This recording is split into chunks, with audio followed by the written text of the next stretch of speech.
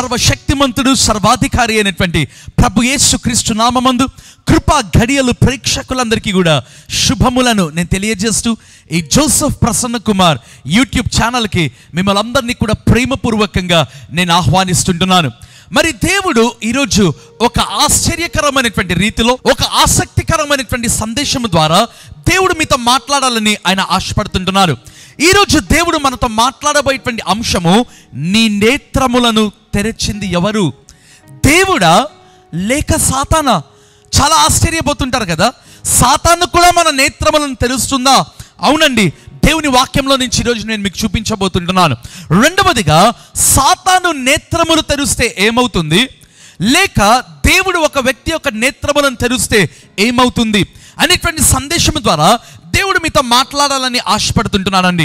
మరి చాలా సందర్భాలలో చూసినట్లయితే చాలామంది అనుకుంటుంటారు, మా నేత్రములు తెరిచింది దేవుడు, లేదా మాకు కనిపించేటువంటిదంతా కూడా దేవుని యొక్క చిత్తము.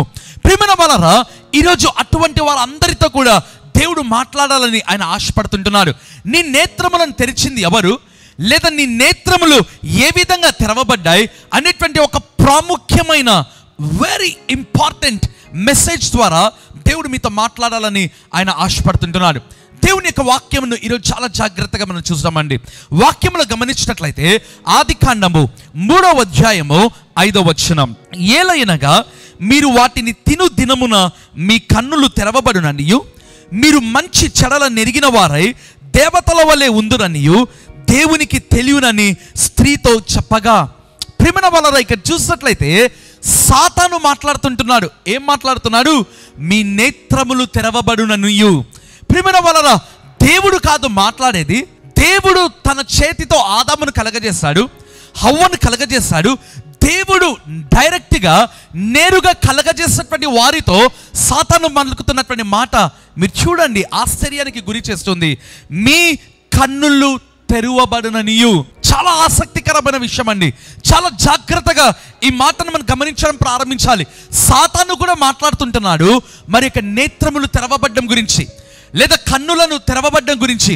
ఒక ప్రశ్న అండి, అంటే అంతవరకు కూడా హవ్వ ఆదాం యొక్క కన్నులు మూయబడి ఉంటున్నాయా, లేదా వారు చూడలేని స్థితిలో ఉంటున్నారా? ఆ యొక్క ఏదైనా తోటను దేవుడు సేద్యపరచడానికి పెట్టాడు కదా, మరి వారు ఏమన్నా గుడ్డితనంలో ఉంటున్నారా? చాలా మందికి ఈ ప్రశ్న రావచ్చండి. దాని అర్థం ఏంటిదంటే ఇన్నర్ ఐస్, ఆ యొక్క లోపల ఉండేటువంటి నేత్రములు, ఆత్మ నేత్రములు. ప్రేమైన వాళ్ళరా, సాతాను బహిరంగ కనిపించే నేత్రములను గురించి మాట్లాడట్లేదు.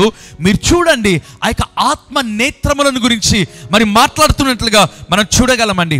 ఆ యొక్క బైబిల్లో గమనించినట్లయితే సాతాను వచ్చి ఆ యొక్క హవ్వతో అంటున్నటువంటి మాట, ఆ యొక్క మొదటి వచనంలో చూసినట్లయితే ఏమంటున్నాడో తెలుసా? వాక్యంలో రాయబడింది కదా, ఇది నిజమా? మరి దేవుడు వీటిని తినకూడదని మీకు చెప్పేనా? ఇది నిజమా అని ఎందుకు ఆ మాటలు పలుకుతున్నాడండి? దాని అర్థం ఏంటిదంటే సాతానుతో, లేదా ఆ యొక్క సర్పము రూపంలో వచ్చినటువంటి సాతానుతో హవ్వ ముందుగానే మాట్లాడిందనే కదా అర్థము. ఒకసారిగా సాతాను ఆ ప్రశ్న అడగలేదు. దాని అర్థం ఏంటిదంటే చాలాసేపు లేదా కొన్ని రోజులుగా వారి మధ్యలో కాన్వర్సేషన్ జరిగి ఉందండి. ఆ సంభాషణ, ఆ యొక్క కాన్వర్సేషన్ జరిగి ఉంటుంది. అందుకే సాతాను అంటున్నటువంటి మాట, దేవుడు తినకూడదని మరి చెప్పేనా? ఇది నిజమా? Is it true? ఇటువంటి మాటలు మరి సాతాను పలుకుతున్నట్లుగా మనం చూడగలమండి. హవ్వ ఏమనిండాలి? అవును, దేవుడు తినవద్దని చెప్తే బాగునిండు. అయితే హవ్వ ఏమంటుందో తెలుసా? ఎక్స్ట్రా మాట్లాడుతుందండి. అందుకే వాక్యంలో రాయబడింది కదా, విస్తారమైన మాటలలో దోషం ఉండక మానదు అనేటువంటి మాట.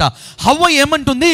మరి దేవుడు వీటన్నిటినీ తినమని చెప్పాడు, మరి ఆ మధ్యలో ఉండేటువంటి ఆ యొక్క ఫలములను తినకూడదు, వాటిని తాకకూడదు అని కూడా చెప్పాను అనేటువంటి మాట మనకు కనిపిస్తుందండి. దేవుడు ఏమైనా చెప్పాడా? లేదు. హవ్వ ఎక్స్ట్రా యాడ్ చేస్తుంది. ప్రియమైన వాళ్ళరా, సరే దేవుని వాక్యంలో చూసినట్లయితే ఆ యొక్క ఆదికాండము 2:17లో దేవుడు అన్నటువంటి మాట ఏమంటున్నాడు తెలుసా? నీవు వాటిని తిను దినమున నిశ్చయముగా మరణిస్తావు, లేదా నిశ్చయముగా నీవు చచ్చెదవు. ఆ ఫలములను నీవు తింటే ఓ ఆదామా నీవు నిజముగా మరణిస్తావు. అయితే ఆదికాండము 3:4లో ఆ యొక్క సాతాను ఏమంటున్నాడు తెలుసా? మీరు చావనే చావరు, మీ నేత్రములు తెరవబడతాయి. Yes, Satan can open your inner eyes. సాతాను మీ నేత్రములను తెరవగలదు అది ఏ విధంగానో మనం చూస్తామా? దేవుని వాక్యంలో చూసినట్లయితే ఆదికాండము 3వ అధ్యాయము 7వ వచనం, అప్పుడు వారిద్దరి కన్నులు తెరవబడెను. అప్పుడు వారిద్దరి కన్నులు తెరవబడెను. అప్పుడు అంటే ఎప్పుడండి? ఎప్పుడైతే సాతాను చెప్పినటువంటి మాటలను మరి విన్నారో, ఆ ఫలములను చూసారో, 6వ వచనంలో రాయబడి ఉంటుంది కదా, అది చూపునకు మంచిదిగా, ఆహారమునకు ఒక రమ్యమైనటువంటి రీతిలో ఉందంట, వివేకముతో కూడినటువంటి ఫలములుగా దాన్ని వారు ఎప్పుడైతే చూచారో వారు దాన్ని తినడం ప్రారంభించారు. అప్పుడు ప్రియమైన వారరా, పాపము వారి కన్నులను తెరవడం ప్రారంభించింది.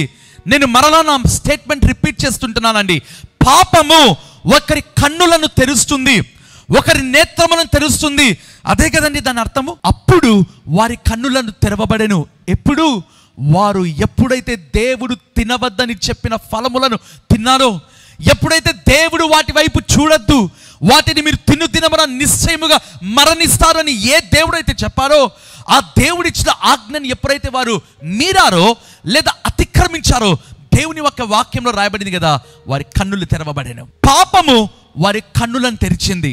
ఒక ప్రశ్న అండి, పాపము ఒక వ్యక్తి కన్నులను తెరిస్తే ఏమవుతుంది?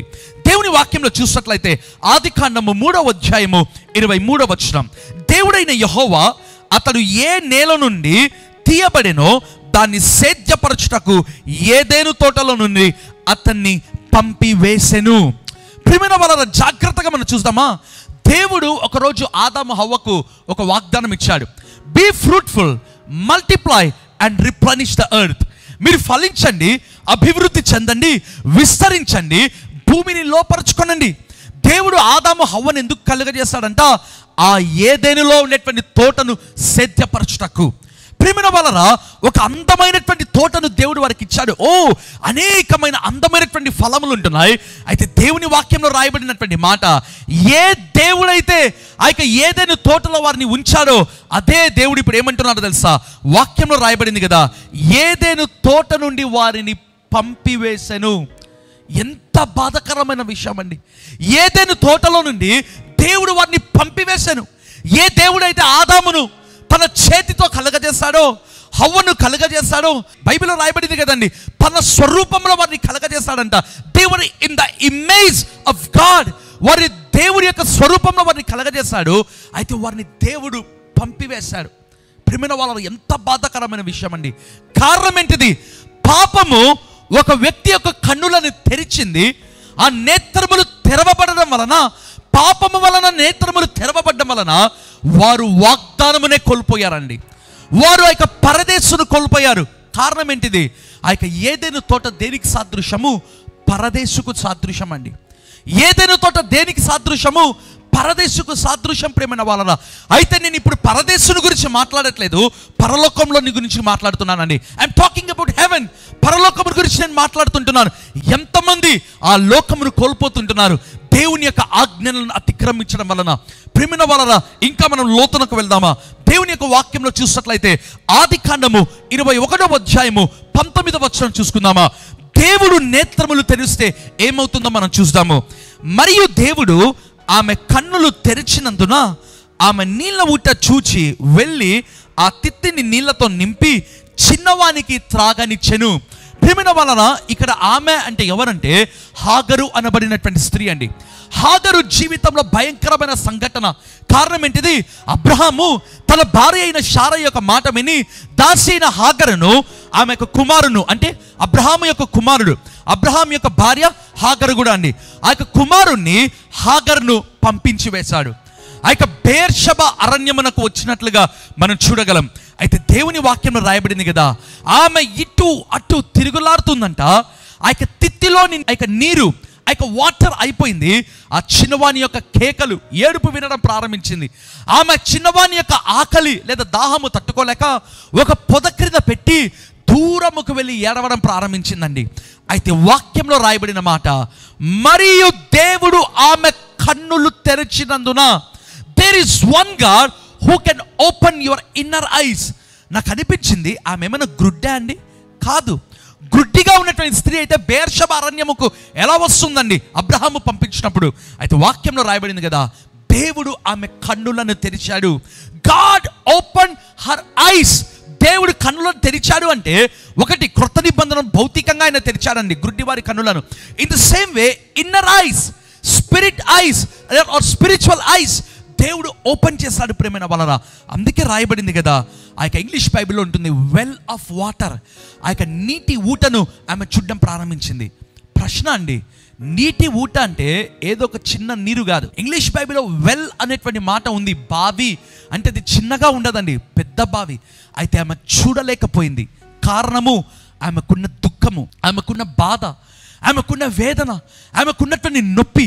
ప్రేమైన వాళ్ళ నీ జీవితంలో కూడా నీవు వెళుతున్నటువంటి బెయర్షెబా అరణ్యములో నీకున్నటువంటి దాహము, ఆకలి, శ్రమలు, వేదనలు బట్టి ఒకవేళ నీ జీవితంలో నీ ఎదురుగా ఉన్నా నీవు గుర్తించలేని స్థితిలో ఉంటావు. అటువంటి సమయంలో దేవుడు నీ నేత్రములను తెరుస్తాడండి. హల్లెలూయా. దేవుడు నేత్రములు తెరిస్తే నీ జీవితంలో నువ్వు కనుగొంటావు. పాపము నీ నేత్రములను తెరిస్తే వాగ్దానమును కోల్పోతావు. వాక్యంలో చూద్దామా ఇంకా ఏం జరిగిందో. హెబ్రీయులకు రాసిన పత్రిక 11వ అధ్యాయము 13వ వచనం. వీరందరూ ఆ వాగ్దానముల ఫలమును అనుభవించకపోయినను దూరము నుండి చూచి వందనము చేసి తాము భూమి మీద పరదేశులము యాత్రికులమై ఉన్నామని ఒప్పుకొని విశ్వాసము గలవారై మృతి పొందిరి. చాలా గొప్ప మర్మము ప్రియమైన వాళ్ళది. ఇక్కడ చూసినట్లయితే వీరందరూ ఎవరంట? వారు వాక్యంలో రాయబడింది. వారు ఎవరంట? వాగ్దాన ఫలమును అనుభవించని వారు, లేదా వాగ్దానం యొక్క ఫలము అంటే ఏంటిదండి? నథింగ్ బట్ కనాను. వారు కనానును అనుభవించని వారు ఎవరంట? వారందరూ అంటే మొదటి వచనం నుంచి చూస్తే లిస్ట్ ఉంటుందండి. పెద్దలు అనేటువంటి మాట, హేబేలు ఉంటుంది, కయ్యిను, హనోకు, అబ్రహాము, ఇస్సాకు, యాకోబు, మోషే, వీరందరూ కూడా వాగ్దాన ఫలమును అనుభవింపకపోయినను దేవుని వాక్యంలో రాయబడింది కదా, దూరము నుండి చూచి, అంటే వారు అప్పటికి భూమి మీద ఉన్నారంట. అందుకే రాయబడింది కదా, తాము భూమి మీద పరదేశులము యాత్రికులమై ఉన్నామని ఒప్పుకొని. చూడండి, వాళ్ళు ఒప్పుకున్నారు. విశ్వాసము గలవారై మృతి పొందిరి. ఇంతకు వారు దూరం నుంచి దేని చూచారండి? పరలోకమును. ప్రేమైన వాళ్ళరా, ఆ లోకమును వారు చూచారు. ఈ కన్నులతో చూడడం సాధ్యమేనా అండి? Is it possible?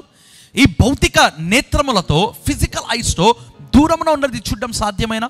Not at all possible. అందుకే రాయబడింది కదా, వారి కన్నులు ఎత్తి దూరము నుంచి చూచారు. అంటే అర్థం ఏంటిదంటే, God opened their inner eyes. దేవుడు వారి యొక్క ఆత్మ నేత్రములను తెరిచాడు. వారు పరలోకమును స్వతంత్రించుకున్నారండి దేవుని వలన. ప్రేమన వలన విశ్వాసము గలవారై మృతి పొందిరి. ఈరోజు దేవునితో మాట్లాడుతున్నటువంటి మాట ఏంటో తెలుసా? నీ నేత్రములు తెరిచింది ఎవరు? దేవుడా, సాతానా? పాపము నీ నేత్రములను తెరిచిందా, లేదా విశ్వాసము ద్వారా ఆ యొక్క చూపు వలన, లేదా విశ్వాసపు చూపు వలన నీవు ఆ లోకమును చూడగలుగుతున్నావా? దేవుడు ఈరోజు జాగ్రత్తగా మనతో మాట్లాడుతున్నటువంటి మాట, చూచే ప్రతిదీ దేవుని యొక్క చిత్తం కాదు. నీ కన్నులు తెరవబడుతున్నాయంటే బీ కేర్ఫుల్. నీ నేత్రములు తెరిచేది ఎవరు? దేవుడా, సాతానా? ప్రేమిన వాళ్ళరా, ఈ మర్మముతో కూడిన సందేశమును మీరు తెలుసుకొని ఉంటుండగా, ఈ సందేశం ద్వారా దేవుడు మిమ్మల్ని బలపరచునుగాక. చాలామంది అనుకుంటారండి, oh God is speaking with me, దేవుడు నాతో మాట్లాడుతున్నాడు, God spoke to me, be careful. చాలామంది అంటుంటారు, నాకు దేవుడు చూపించాడు. బీ కేర్ఫుల్, చాలా జాగ్రత్త ప్రేమైన వాళ్ళరా. నీకు చూపించేది దేవుడా, సాతానా? Be careful, careful and be careful. దేవుడి సందేశం ద్వారా మీతో మాట్లాడును కాక. తలలు ముంచినట్లయితే ప్రార్థన చేసుకుందామా? కృపగల దేవా, దయగలిగినటువంటి మా ప్రభువా, తండ్రి నీకు కృతజ్ఞతాస్తుతి ఆరాధన తెలియజేస్తున్నాను. అయ్యా, ఈరోజు ఒక చక్కటి సందేశం మాకు ఇచ్చాడు ప్రభువా. మా నేత్రములు తెరిచేది ఎవరు అనేటువంటి ఒక గంభీరమైన సందేశమును, మర్మమును మీరు మాకు బోధించుంటేనే నీకు స్తోత్రం ప్రభువా. సాతాను మా నేత్రములను తెరుస్తుందా, లేదా దేవుడు మా నేత్రములను తెరుస్తున్నారా మేము గుర్తించినట్లుగా సహాయం చేయండి ప్రభువా. పాపము కూడా ఒక వ్యక్తి యొక్క నేత్రములను తెరుస్తుంది అనే సత్యం మీరు మాకు తెలియజేసినందుకు నీకు స్తోత్రములు ప్రభువా. అయ్యా, ఏ కన్నులైతే మూయబడి ఉంటున్నాయో నేత్రములు, భౌతికంగా కావచ్చు, ఆత్మీయంగా కావచ్చు తండ్రి, సాతాను కాదు నాయనా, నీవు వారి నేత్రములను తెరువు ప్రభువా. Let their inner eyes be opened through you and through the faith and through దై హోలీ స్పిరిట్ మై లార్డ్. తండ్రి నీ ఆత్మ వలన, వారి విశ్వాసము వలన వారికి అంతరంగ నేత్రములు, ఇన్నర్ ఐస్, స్పిరిచువల్ ఐస్ తెరవబడును గాక. అయ్యా, ఎవరైతే వ్యాధిగ్రస్తులుగా ఉన్నారు, రోగస్తులు ఉన్నారు, స్వస్థపరచండి ప్రభా. వివాహము కొరకు ఎదురు చూస్తున్న వారు ఉంటున్నారు ప్రభా. యేసయ్యా, వారికి వివాహము మీరు వెంటనే మీరు జరిగించమని ప్రార్థన చేస్తున్నాను. సంతానం కొరకు ఎదురు చూస్తున్న వారు ఉన్నారు. Lord, I pray let their womb be open, let their wombs be open. వారి యొక్క గర్భము తెరవబడును గాక. నీకు కృతజ్ఞతలు తెలియజేసుకుంటూ ప్రభు యేసు నామమందు ప్రార్థించి మేము పొంది ఉన్నామని నమ్ముతున్నాము తండ్రి. ఆమేన్. ప్రేమైన వలన ఈ గొప్ప సందేశమును అనేక మందికి షేర్ చేయండి. అంత మాత్రమే కాదు, Joseph Prasanna Kumar YouTube channel, Facebook, Instagram తప్పకుండా ఫాలో అవ్వండి. సబ్స్క్రైబ్ చేయవలసిందిగా నేను కోరుతుంటున్నాను. దేవుడు మిమ్మల్ని దీవించును గాక. ఆమేన్.